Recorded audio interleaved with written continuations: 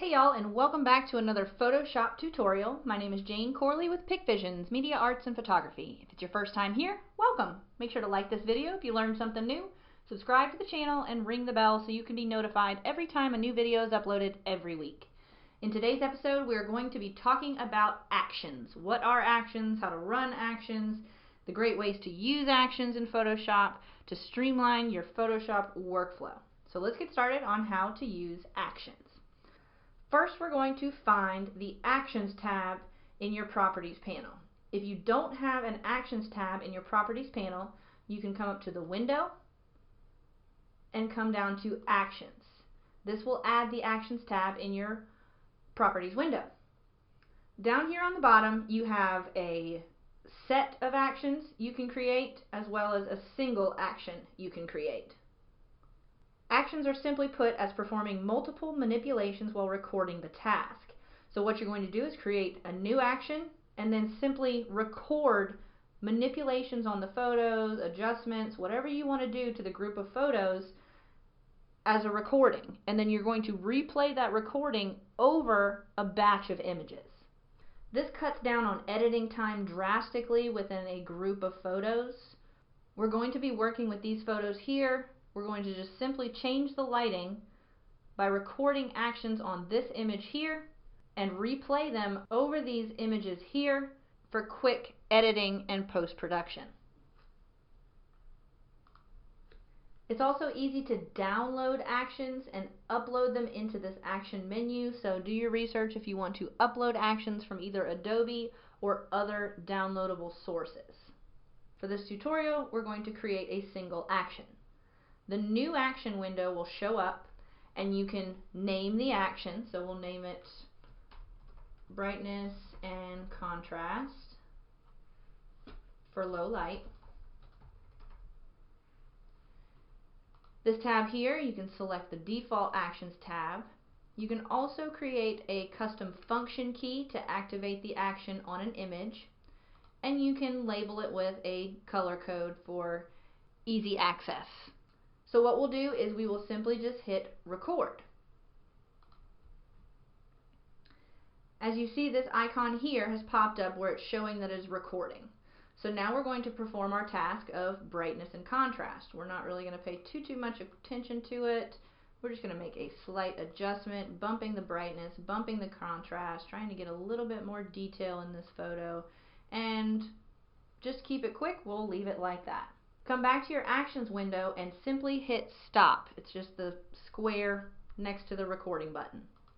Now to activate this action on this group of photos, do make sure that the photos that you want to manipulate with the action are in the same folder.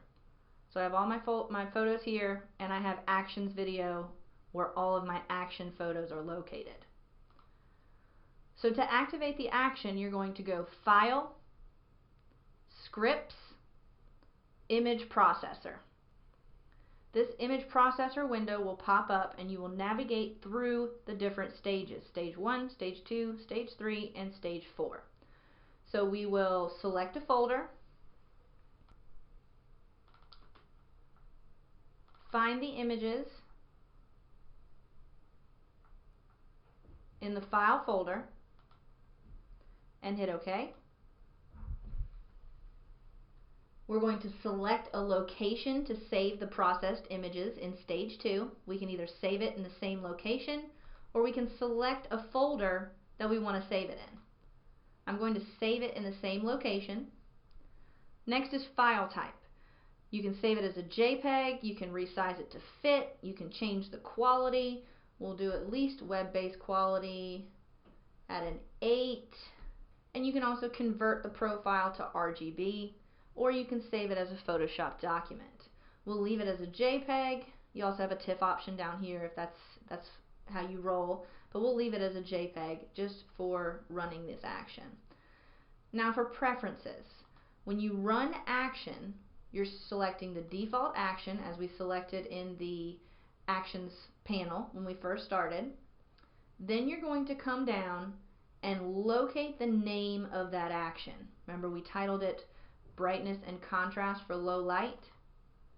Then you can add additional copyright information. So we'll do Pic Visions, LLC, and you can include the ICC profile. All you have to do now is simply run the action. You see the little whirligig pops up, it means I'm looking for it. And the images will pop up. You'll see the panels come in. It'll condense the layers to format a JPEG image. Then come back and run the action on the other images.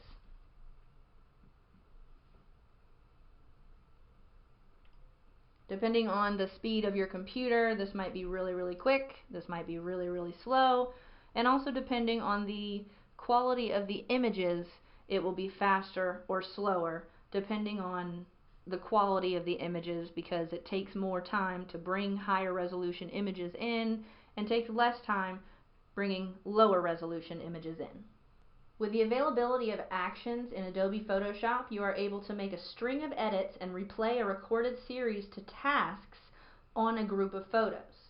This is a great tool for watermarking images, resizing or tonality corrections, adjustments, vignettes, and so much more. Just play around with the actions in Photoshop and explore the many options out there to download pre-made actions from Adobe and other outside providers. Post-production artists are a community that continually grow and support each other, and shared actions with other artists is a great way to learn from each other's workflow techniques and creatively grow your style. So, I hope that this video was helpful on how to perform actions and make basic adjustments on a group of photos using Photoshop actions. Please feel free to leave down in the comments below any tips and tricks you wish to share with your fellow post-production artists. And I look forward to seeing you guys in the next week's video.